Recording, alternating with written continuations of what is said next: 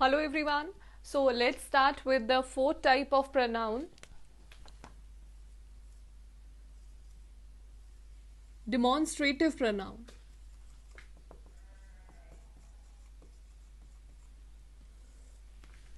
This type is one of the easiest type of pronoun ever. ये pronoun की सबसे easy type है demonstrative. देखिए, what do you mean by word demonstrative? Demonstrative means to demonstrate something, like we can say to point out something specific. For example, I am writing with a black marker. मैं अभी लिख रही हूँ black marker के साथ, तो मैंने किसको पॉइंट आउट किया यहाँ पर, इस पर्टिकुलर ब्लैक मार्कर को. जब भी हम किसी चीज को पॉइंट आउट करते हैं तो उसको डिमॉन्स्ट्रेट करते हैं, उनके लिए हम इन डिमॉन्स्ट्रेटिव प्रोनाउंस को यूज करते हैं. सो कौन से 4 वर्ड्स हैं जिनको हम यूज करते हैं? These, those, this and that. So क्या है? These, those, this and that. These 4 words are used to demonstrate something specific in a sentence. Then what is the use of these pronouns? Let's see. These and those are used for plural. This and that are used for singular. Example: these are girls and this is a girl. Girl यहाँ पर क्या है? Singular. And girls क्या है? Plural. तो singular के लिए हमने कौन सा प्रोनाउन यूज किया? दिस. एंड प्लूरल के लिए हमने कौन सा यूज किया? These. Again, those are girls, that is a girl. अब girl singular, girls plural, singular के लिए दैट, plural के लिए those. Then what is the difference where we can use this and where we can use that? देखिए simply, for an example, if any of the object is nearby me, अगर कोई भी object मेरे पास है, मेरे साथ में है, तो उसके लिए हम क्या use करते हैं? this and these.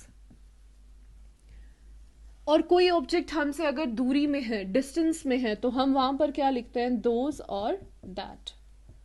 Clear? Example के साथ क्लियर करती हूँ. अगर ये मार्कर मेरा दूर पड़ा हुआ है तो मैं यही बोलूंगी, please give me that particular marker, मुझे वो वाला मार्कर दीजिए, और bring me that marker. And अगर यही मार्कर्स हैं तो ब्रिंग मी दोज मार्कर्स, और ये मार्कर मेरे पास है तो दिस इज माई मार्कर. तो मैंने क्या यूज किया? अब this. And these are my markers for plural. Clear? So very very easiest ever. क्या है? सिंगुलर है, पास में है तो दिस, प्लूरल है, पास में है तो दीज, फार है, डिस्टेंस में है, सिंगुलर है तो दैट, प्लूरल है तो दोज. क्लियर? चलिए, let's move to the next type of pronoun.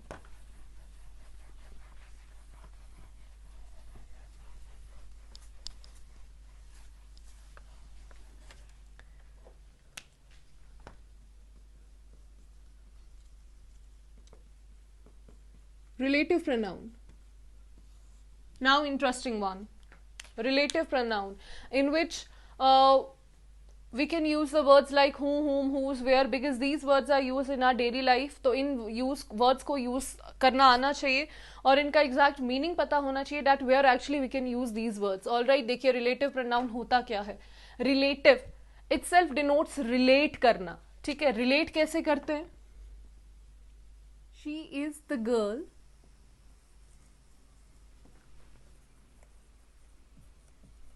who plays tennis. Let's see. She is the girl. थोड़ी देर के लिए अगर हम सिर्फ इस सेंटेंस को गो थ्रू करें, that she is the girl, it means फिर यहाँ पे क्या हो जाएगा? she is a girl plays tennis. Let's see. plays tennis, ये सेंटेंस क्या है? इनकम्प्लीट, बिकॉज सेंटेंस में हमें किसकी रिक्वायरमेंट होती है? सब्जेक्ट की. We don't have subject here. If we don't have subject, it means this part of sentence is incomplete. तो वो part of sentence जो incomplete रहता है उसको हम बोलते हैं phrase, and the part of the sentence which has its complete meaning is known as clause. She is a girl, वो एक लड़की है, ये खुद में ही इसका मीनिंग क्या है? कंप्लीट. टेनिस खेल कौन रहा है? We require subject over here, so we don't have subject, so ये क्या है? इनकम्प्लीट. इसको क्या बोलेंगे? फ्रेज. और इसको क्या बोलेंगे? क्लॉज. तो क्या होते हैं रिलेटिव प्रोनाउन? अब यहाँ पर कौन सा वर्ड है? Who. She is the girl who plays tennis. इस सेंटेंस को एप्रोप्रिएट सेंस किस वर्ड ने रिलेट करके दिया है, हु ने, तो हु को हम क्या बोलेंगे, relative pronoun. So relative pronoun is a word which is used to relate phrase to a clause और clause to a phrase. Apart from who, whom, whose, that, which, all are relative pronouns. ये सब हमारे क्या है, relative pronouns. So one by one we'll do the uses of all these relative pronoun कि कहाँ पर और कैसे इनको use किया जाता है. Let's see the first one.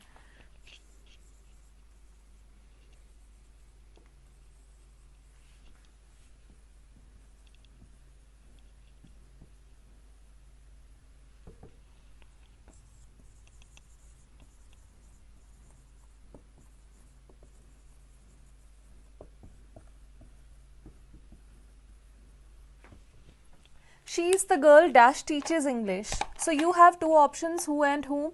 She is the girl dash teaches English. They are the students dash she teaches. So let's make it more simple. How? So first of all हम किसको देखेंगे इन sentences में, subject को. चलिए let's see the subject. Subject कौन है, she. यहाँ पर subject कौन है, they. It means in both these sentences हमारा subject क्या है, एक में singular और second में plural. ये वो लड़की है, आपने ये देखना है सब्जेक्ट क्या है, शी किसके लिए यूज हुआ है, इस गर्ल के लिए. ये वो लड़की है जो क्या पढ़ाती है, इंग्लिश. इट मीन्स इस कंप्लीट सेंटेंस में हम किसके बारे में बात कर रहे हैं, ओनली दिस पर्टिकुलर सब्जेक्ट जो क्या है, शी. ये वो लड़की है जो इंग्लिश पढ़ाती है. तो कंप्लीट सेंटेंस में हमने किसको रेफर किया, सब्जेक्ट को. सिर्फ किसकी बात हुई, सब्जेक्ट की. Let's come to this one. They are the students. They किसके लिए यूज हुआ, इन स्टूडेंट्स के लिए, जो क्या है, noun. They are the students, ये वो स्टूडेंट्स हैं जिनको वो पढ़ाती हैं. तो पढ़ा कौन रही है, सेकेंड पर्सन जो कौन है, शी. पढ़ा किनको रही है, इनको.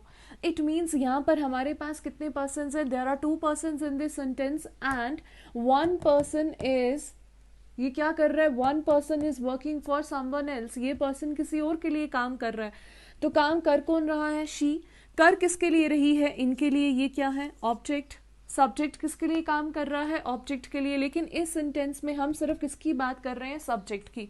जब भी एक सेंटेंस में सिर्फ सब्जेक्ट की बात होती है, एक ही पर्सन की बात होगी जो सब्जेक्ट है, वहां पर हम क्या यूज करेंगे, हु. एंड जब एक काम, एक पर्सन दूसरे के लिए काम कर रहा है, वहां पर हम क्या यूज करते हैं, हुम. क्लियर. तो who is use for subject whereas whom is use for object. चलिए let's see the next one.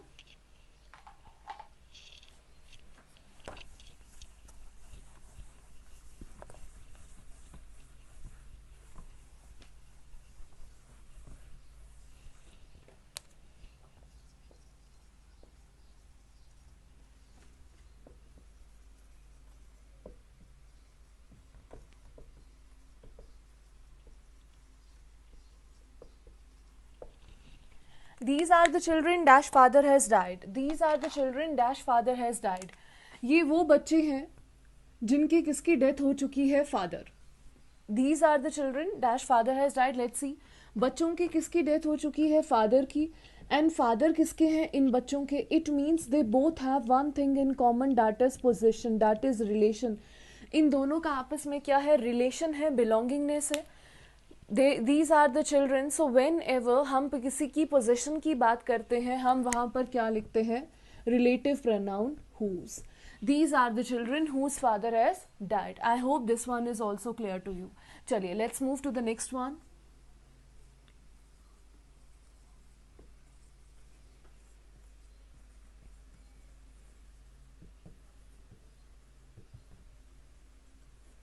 It is the car dash I bought yesterday. Now students get confused between these two pronouns, that and which. Mostly देखा जाता है बच्चे confuse हो जाते हैं विच and that में, कि विच कहाँ पर यूज करें एंड दैट कहाँ पर यूज करें. Let's make it clear.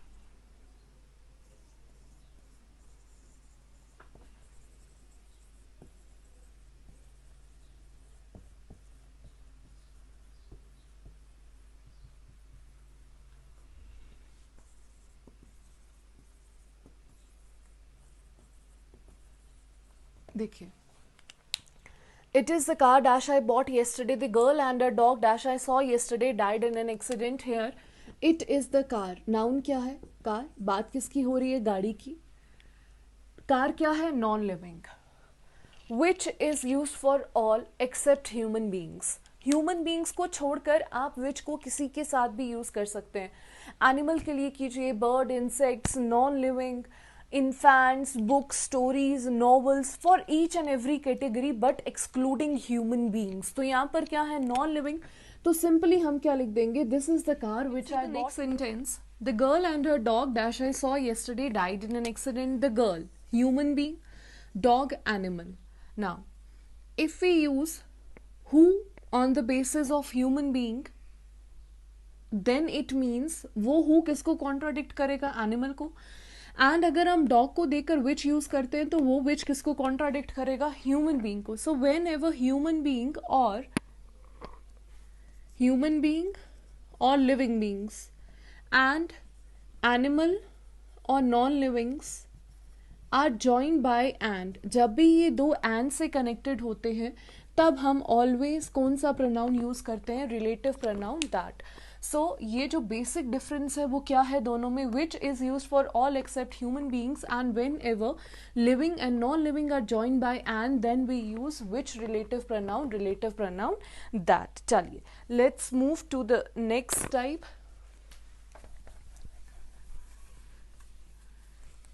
Six type of pronoun, interrogative pronoun.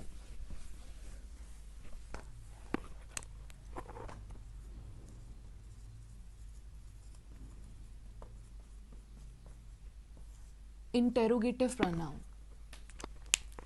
The word interrogative itself suggests interrogative when we ask question like who, where, all right. So यहाँ पर कौन से word use होते हैं, who, whom, again same words, whose, where, when, why. Then what is the difference between relative and interrogative pronoun if same words have been also used here, who, whom, whose, who, whom, whose. देखिए यहाँ पर भी है वहाँ पर भी है, but basic difference क्या है, वहाँ पर ये वर्ड्स यूज किए जाते थे to relate phrase and clause, but here these words are used for framing or asking questions. Where are you going, यहाँ पर हम इनको as a subject यूज करने वाले हैं. Let's see examples. Dash is she. Dash have you called.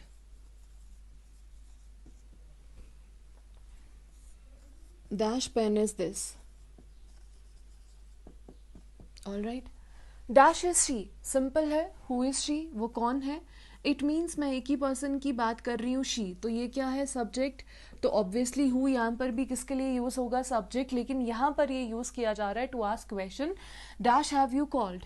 whom have you called, तुमने किसको बुलाया है. सब्जेक्ट किसको बुला रहा है, ऑब्जेक्ट के लिए. तो सेम यहाँ पर भी whom यूज होगा किसके लिए, ऑब्जेक्ट के लिए, but again to ask question. Dash pen is this. ये पेन किसका है. मैंने आपको पहले ही बोला है जब भी पोजीशन की बात होगी, बिलोंगिंगनेस की बात होगी, तब हम वहां पर क्या यूज करते हैं, whose pen is this. Now guys let's come to the point which is very very important. whose pen is this. ये पेन है किसका है. इट मीन्स पेन हमेशा किसका होगा, किसी ना किसी लिविंग बीइंग का. करेक्ट है. ये किसकी पोजीशन होगी, लिविंग बीइंग की. पेन हो गया, बुक हो गई, ये ह्यूमन बीइंग ही यूज करते हैं, नॉन लिविंग तो यूज नहीं करेंगे. इसका मतलब इनडायरेक्टली मैं बात किससे कर रही हूँ, लिविंग बीइंग से. दैट्स वाई मैंने यहाँ पर क्या यूज किया है, whose is always use for living beings. Put this thing in your mind. whose is always use for living things. एक एग्जाम्पल के साथ क्लियर करती हूँ. This is the pen whose cap is lost.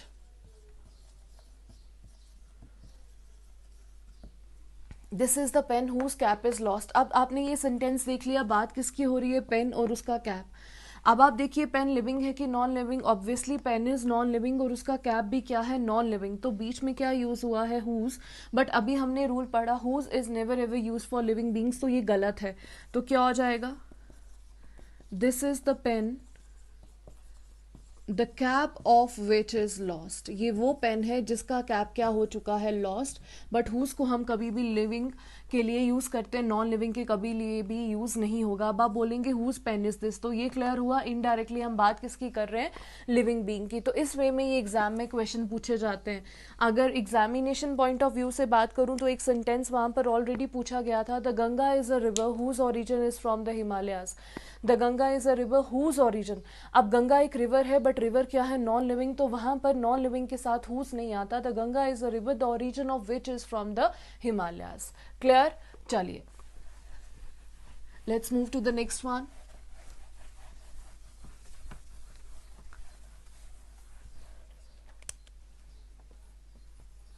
This one is again important.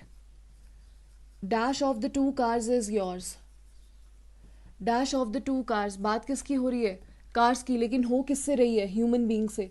कह रहा dash of the two cars is yours, दोनों गाड़ियों में से तुम्हारी गाड़ी कौन सी है, पूछा किसको जा रहा है, लिविंग को, ह्यूमन बीइंग को। अभी हमने एक चीज तो क्लियर की है, which is use for all except human beings, which को सबके लिए यूज किया जाता है ह्यूमन बीइंग्स को छोड़कर। लेकिन मैं यहाँ पर क्या लिखूंगी, which of the two cars is yours. अब मैंने विच को यहाँ पर किसके लिए यूज किया, लिविंग बीइंग के लिए, ह्यूमन के लिए। Why? Because here this man has been provided with the choice, इस मैन को चॉइस दी गई है कि इन दोनों गाड़ियों में से तुम्हारी गाड़ी कौन सी है।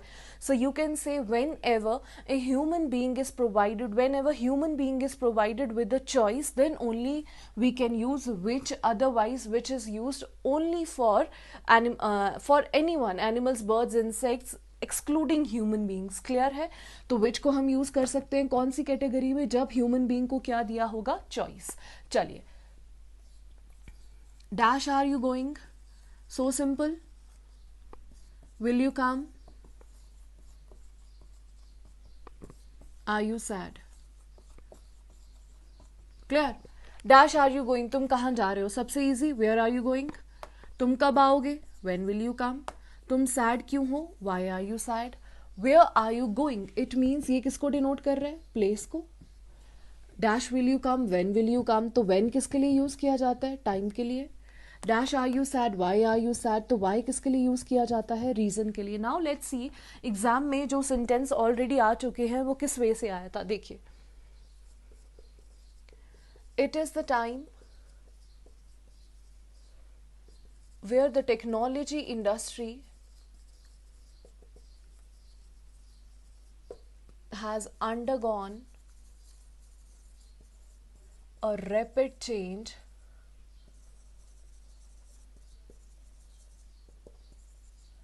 with an advancement and so, let the sentence be continue। हम इसमें error देखते हैं, ठीक है, क्या है, it is a time where, sorry, it is a time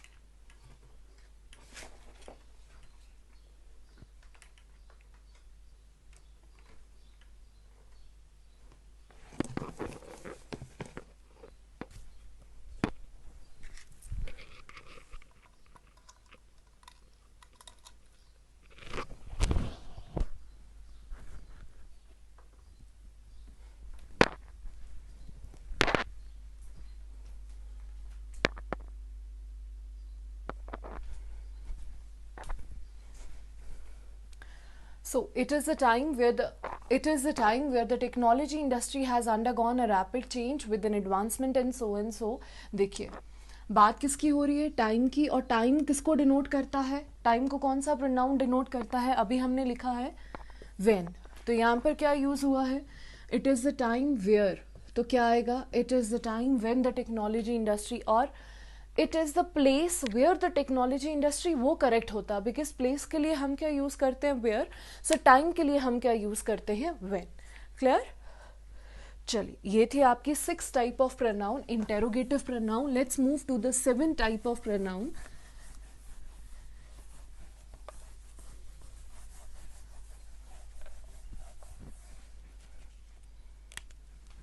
reciprocal pronoun.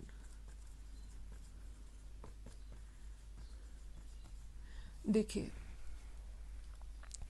Reciprocal pronoun यहाँ पर क्या शो करेगा, रेसिप्रोकल प्रोनाउन यहाँ पर शो करेंगे mutual relationship between two.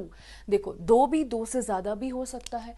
Reciprocal pronoun से आप क्या अंडरस्टैंड करेंगे, आप बोलेंगे ये शो करता है म्यूचुअल रिलेशनशिप, और इसके लिए we have two words, each other and one another.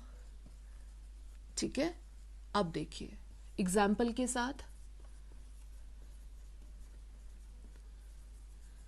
Meenakshi and her sister love dash all the team members support dash। अब मीनाक्षी एक, उसकी बहन दो, we have two person here, one Meenakshi, second उसकी सिस्टर। अब देखिए all the team members, it means ये दो से ज्यादा हैं, they are more than two in number. So whenever we talk about two persons, जब भी दो लोगों की हम बात करेंगे तब हम वहां पर always क्या यूज करेंगे, each other। Meenakshi and her sister love each other, all the team members support one another। जब दो से ज्यादा की बात होती है तब हम क्या यूज करते हैं, one another। तो ये आपकी नेक्स्ट टाइप थी कौन सी, 7th one, reciprocal pronouns. It means mutual under relation between two और मोर देन टू पर्सन। अगर दो के बीच में है तो ईच अदर, दो से ज्यादा के बीच में है तो वन अनदर। चलिए let's see the next one, universal pronoun देख लेते हैं पहले। देखिए, अब यहां पे मैं कुछ वर्ड्स लिखूंगी लाइक नो बडी, नो वन, नथिंग। देखिए, इन वर्ड्स में क्या ऐड हुआ है लास्ट में, बडी, वन एंड थिंग। इनसे और वर्ड्स भी होंगे, nobody, somebody, everybody,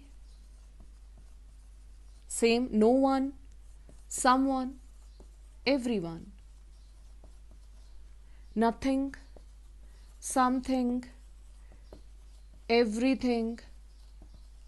Clear? So words ending with body, one, thing are known as universal pronouns। इन सब words को हम क्या बोलेंगे, universal pronoun। Then what is the important in this type? इसमें important क्या है, देखिए क्या है।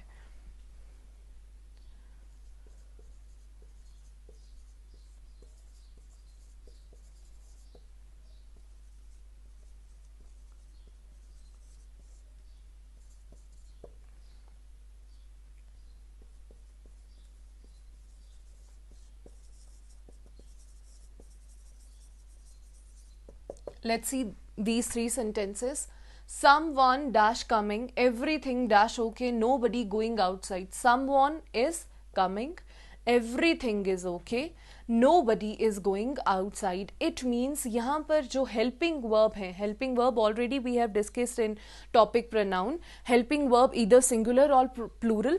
अब यहाँ पर क्या है, जब भी आपके ये वर्ड्स होंगे as a subject, subject mean sentence के स्टार्टिंग में, तब ये अपने साथ कौन से हेल्पिंग वर्ब को एग्री करेंगे, these words agree with singular helping verb. Someone is, आप आर नहीं लिख सकते बिकॉज हमारे पास सब्जेक्ट क्या है, आपके यूनिवर्सल प्रोनाउंस। क्लियर?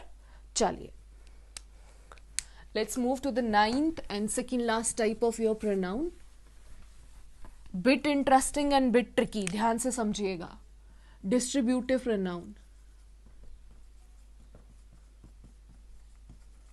डिस्ट्रीब्यूटिव, आप वर्ड से तो इसका मीनिंग समझ ही गए होंगे, डिस्ट्रीब्यूट करना। डिस्ट्रीब्यूट करने के लिए मेरे पास कौन से वर्ड्स हैं, देखिए, one of, none of, any of,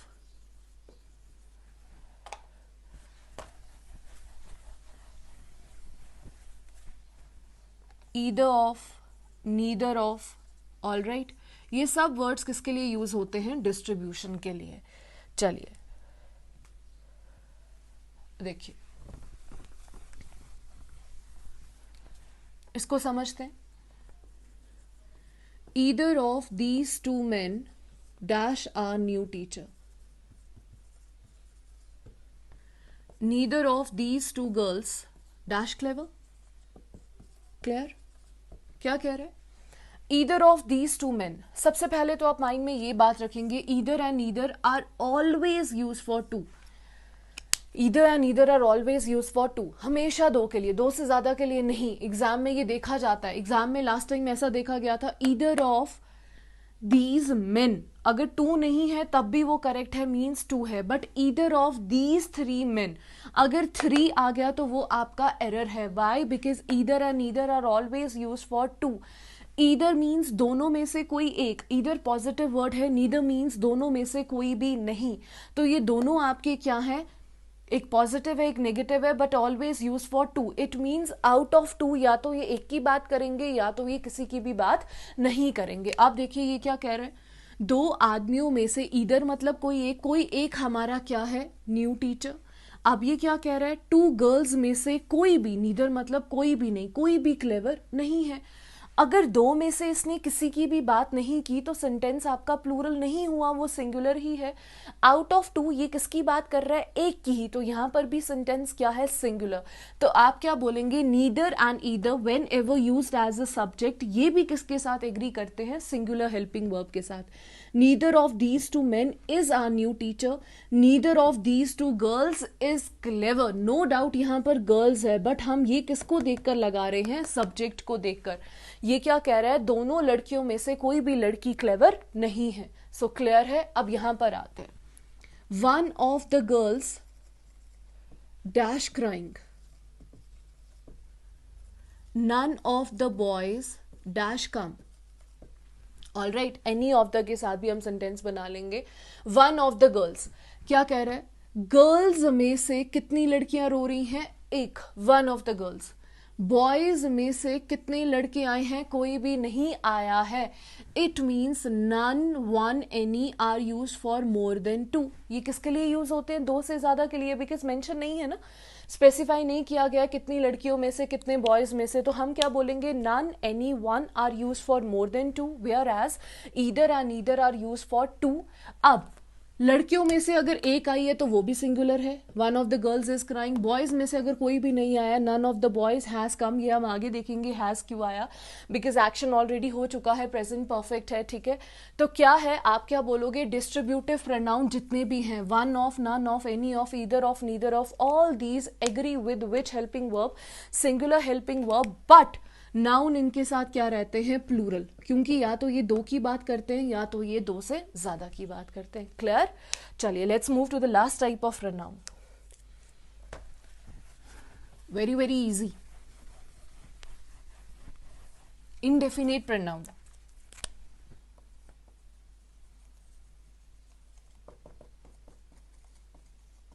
indefinite क्या हुआ? इनडेफिनेट प्रोनाउन एक ऐसी टाइप ऑफ प्रोनाउन है, ये किसी भी रूल को ना एग्री नहीं करेगा। इट मीन्स ये अपने अकॉर्डिंग ही वर्क करता है। सो इसके लिए हम अपने वे से कुछ ऐसे ट्रिक्स बना लेते हैं सो डैट हमें ये एग्जामिनेशन में याद रहे इनके रूल्स। देखो क्या है,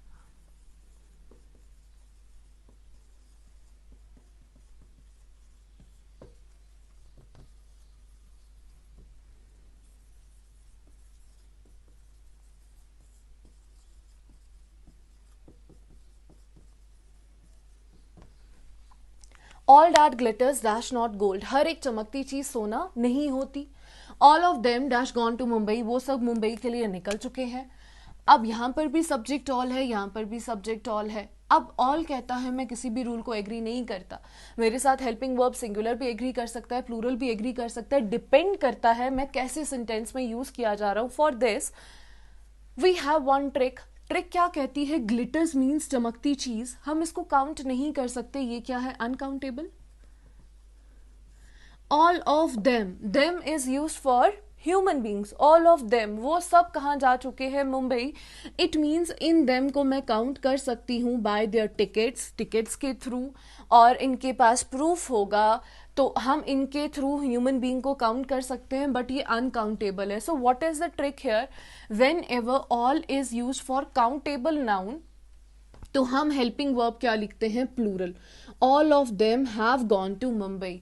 and whenever all is use for uncountable noun, वहां पर हेल्पिंग वर्ब हमारा क्या रहता है? सिंगुलर.